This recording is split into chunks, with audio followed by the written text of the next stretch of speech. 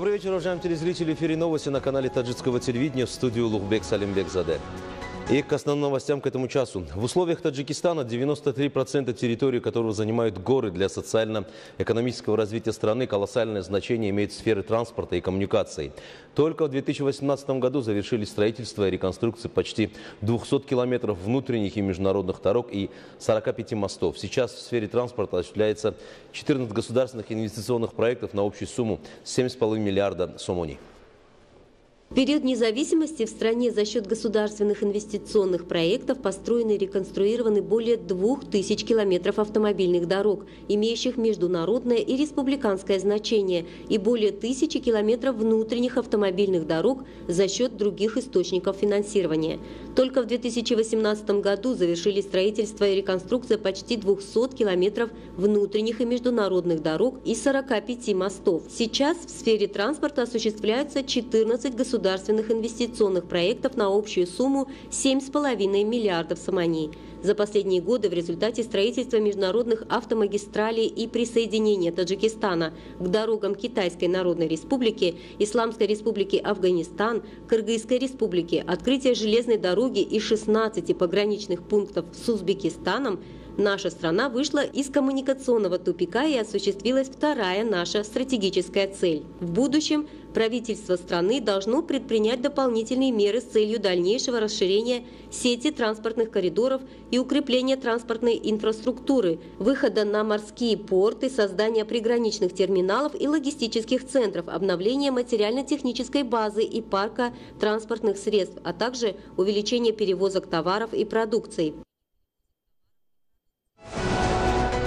Впредь будет стремиться повышать роль и место женщин в обществе и поддерживать их усилия по реализации социальной политики государства. Об этом сказал президент республики Таджикистан, уважаемый Эмомали Рахмон, во время своего послания в Маджлисе Оли. В период независимости в направлении повышения роли женщин в обществе и поддержки их усилий в реализации социальной политики был осуществлен ряд государственных стратегий и программ и созданы широкие возможности для деятельности женщин. В качестве примера можно привести две социальные сферы – образование и здравоохранение, в которых в последние годы многократно увеличилось число женщин. В 1991 году в сфере образования страны из 95 тысяч работников женщины составляли всего 52%. В 2018 году этот показатель достиг 70%. В сфере здравоохранения в 1998 году из 45 тысяч работников женщины составляли 25 тысяч. Этот показатель в 2018 году достиг уровня 51 тысячи человек. Сегодня заметно возросло число женщин в рядах государственных служащих. В 2018 году на руководящих должностях они составили 19%, а в составе государственных служащих, центральных органов и подведомственных структур 25%. Президент Республики Таджикистан, уважаемый Эмомали Рахмон, еще раз подчеркнув уважение к труду матерей, призвал матерей всех женщин страны принимать еще более активное участие в соблюдении национальных законов об упорядочении традиций, торжеств и обрядов и об ответственности родителей за обучение и воспитание детей, подготовки детей к самостоятельной жизни и направление их на правильный путь. Своим примером преподавать уроки экономности, что является одним из лучших качеств нашего национального характера, активнее участвовать в возрождении национальных ремесел, традиций, обычаев, обрядов и культуры. Женщины, не утратив своей материнской функции, стали активно участвовать в общественном производстве в качестве наемных работников, а подчас и предпринимателей. Заметно повысилась также гражданская активность женщин, их стремление непосредственно участвовать в формировании и претворении в жизнь государственной политики своих стран. Максимальное развитие способностей девочек и женщин всех возрастов обеспечит их всемирное и равное участие в построении более совершенного мира для всех и повысит их роль в процессе развития.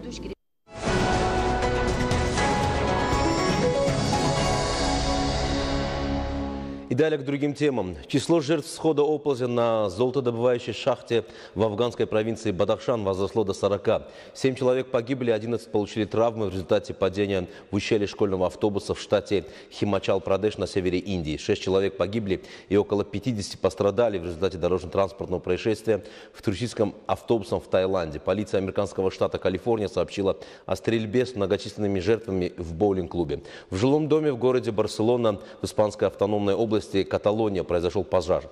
В результате 3 человека погибли и несколько получили ранения. Об этих и других событиях в мире более подробно в блоке зарубежных новостей. Число жертв схода оползня на золотодобывающей шахте в афганской провинции Бадахшан возросло до 40 человек. Ранее сообщалось о 30 погибших и 20 раненых шахтеров в результате обвала шахты в районе Кохистан афганской провинции Бадахшан.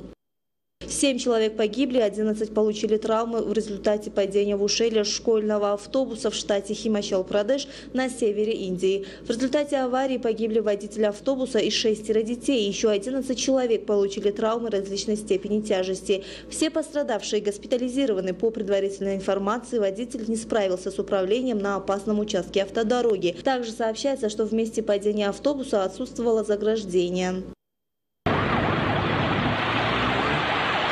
6 человек погибли и около 50 пострадали в результате дорожно-транспортного происшествия с туристическим автобусом в Таиланде. Авария произошла во время дождя. Водитель затормозил, чтобы не столкнуться с автомобилем, ехавшим впереди, и в результате автобус перевернулся. Погибли мужчина, 4 женщины и маленький ребенок.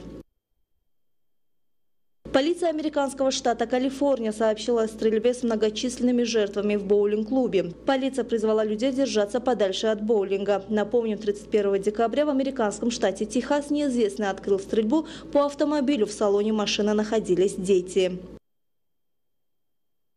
В жилом доме в городе Барселона в испанской автономной области Каталония произошел пожар. В результате 3 человека погибли и несколько получили ранения. Пожарные в Каталонии сообщили, что 1 ребенок остался тяжело больным после пожара в субботу, а 2 взрослых были в тяжелом состоянии, а еще 13 человек нуждались в медицинском заключении. По словам пожарных, огонь уже был под контролем. Причина пожара будет устранена. Детские рисунки – это кладезь важнейшей информации о ребенке, его эмоциях, проблемах и особенностях. Рисунки маленьких художников – это искренние и неподдельные рассказы о жизни детской души, о ее благополучии или неблагополучии, о ее радостях и печалях. На что же нам необходимо обратить внимание для того, чтобы правильно все это прочитать? С тонкостями рисунков детей и не только разбиралась Нигора Рахимова. Рисунок для ребенка является не искусством, а речью. Рисование дает возможность выразить то, что в силу возрастных ограничений он не может выразить словами. В процессе рисования отступают запреты. В этот момент ребенок абсолютно свободен. Чаще детские рисунки наглядно демонстрируют сферу интересов самого маленького художника. Один и тот же сюжет в рисунке каждый ребенок изобразит по-своему. Малыш выберет линии, краски и формы, созвучные его настроению, ощущению, видению мира. Изначально любой рисунок зарождается в голове и только потом отображает чувства и мысли своего автора на бумаге. Все дети любят рисовать. И рисуя рисунки, если мы их приглянемся и посмотрим на них внимательно, то мы можем понять их настроение. Они обычно изображают на своих рисунках все, что чувствуют и видят вокруг. Иногда дети не могут поделиться ни с родными, ни с близкими о своих переживаниях. И только через рисунок они могут выразить все свои переживания, рассказать. Поэтому внимательные родители должны приглядываться, каким цветом рисует ребенок, какого размера их рисунок. И тогда им будет легче понять своего ребенка. Если девочка 5-10 лет часто рисует невест, принцесс, цветочки и бантики, это является нормой и говорит о том, что малышка готовится стать привлекательной барышней.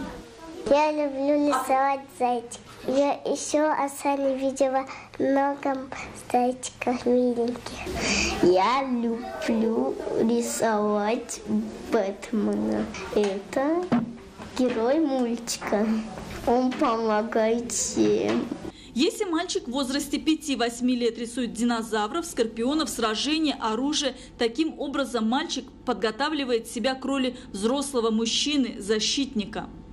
Творческий подход, как вы сказали, может иметь место, но задача не в том, чтобы выяснить художественные способности ребенка, а определить его внутреннее состояние.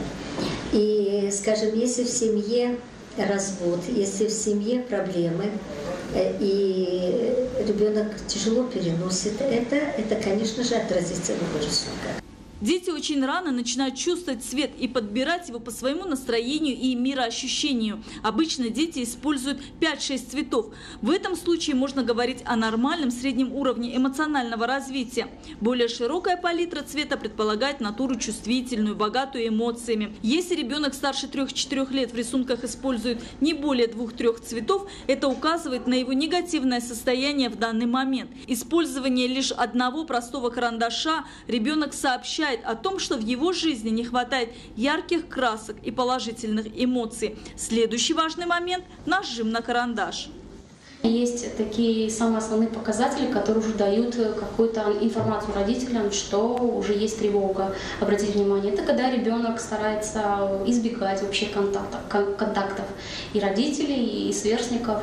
Это когда ребенок замыкается в себе. Это когда ребенку что-нибудь говорят, и он начинает сразу либо плакать, либо еще какое-то ненормальное действие проявить. Соответственно, рисунок, когда рисует ребенок рисунок, это прежде всего имеет свой терапевтическое влияние. Но тем не менее по рисунку можно определить, насколько у ребенка какое настроение. Это, допустим, нужно посмотреть, какие цвета он использует, потому что цвет – это самый основной момент, на что нужно обратить внимание. И еще один важный показатель при этом – это насколько сильно нажимает ребенок карандашом на лист бумаги.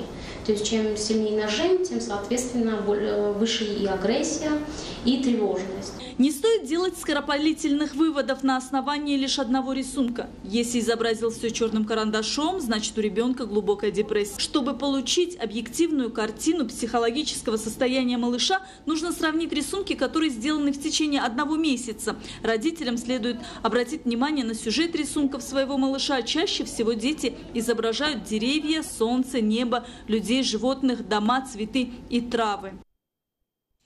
Впервые в литературе, упоминающей о цитрусах, в частности лимона, появилась у Теофраста около 300 лет до нашей эры. Он посоветовал о том, что этот душистый плод абсолютно не использовали в пищу, а применяли исключительно для борьбы с молью. Ароматные кусочки лимона помещали в складки одежды. Сейчас цитрусовые широко распространены, а лимон стал незаменимым продуктом на любой кухне. У садоводов накоплен огромный опыт в выращивании цитрусовых культур, в частности лимонов, а также зелени и ранних овощей. По словам фермеров, выращивать лимоны весьма прибыльно. Они пользуются большим спросом как в стране, так и за ее пределами. Кроме того, лимоны обладают целебными свойствами, особенно востребованными в зимний период. По словам опытных тружеников, лимонарии приносят значительные доходы, которые способствуют повышению благосостояния сельчан. В сезон при хорошем урожае с каждого такого дерева можно собрать 700-800 плодов. Часть урожая цитрусовых плодов фермеры экспортируют в Россию и другие страны. Таджикские лимоны используют как средство борьбы с простудой. Они полезны людям с сердечно-сосудистыми заболеваниями. Лимон широко применяется для лечения и профилактики желудочно-кишечного тракта. Таджикские лимоны очень популярны в России и других странах, так как обладают особенным сладким вкусом и ароматом.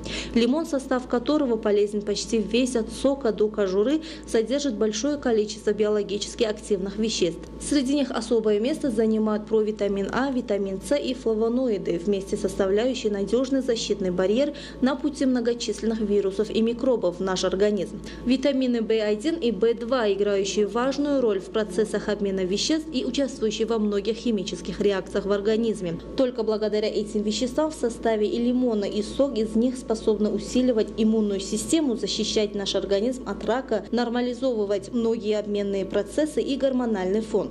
Кроме того, благодаря провитамину А лимон позволяет поддерживать и даже улучшить зрение у пожилых людей и у тех, чья работа связана с постоянным общением с компьютером. Очень полезным считается лимонное эфирное масло. Его иногда даже специально выделяют из кожуры плодов, используя в дальнейшем как сильное лекарственное и косметическое средство.